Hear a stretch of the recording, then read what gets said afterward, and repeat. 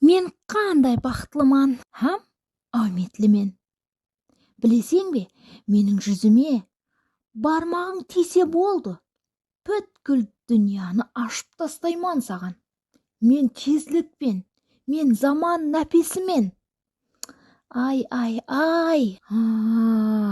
менің бетлерімді уақыт сарғайтқан. Бірақ олардағы хақиқат еле тірі. Адамның қолы мені ашқанда ол сабырлықты үйренеді. Дұрыс, сен тезлік шығарсаң. Бірақ тезлік инсанды ойлаудан ұзақластырмай ма? Жауап берші. Яқ, мен тек жол көрсетемін. Ойлау инсанның өзіне байланысты. Солай дейсең. Менде тынышлық бар. Тынышлықта болса таза пікірлер туылады. Жаңадан жаңа ойлар келеді адамға. Ай, кітап аға, менде шаухым бар.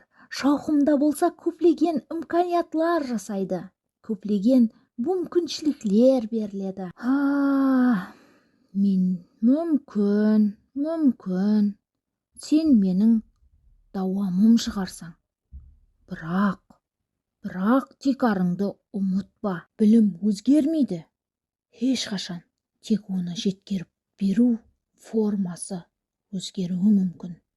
Бірақ ешқашанда инсаният кітаптан уаз кеше алмайды.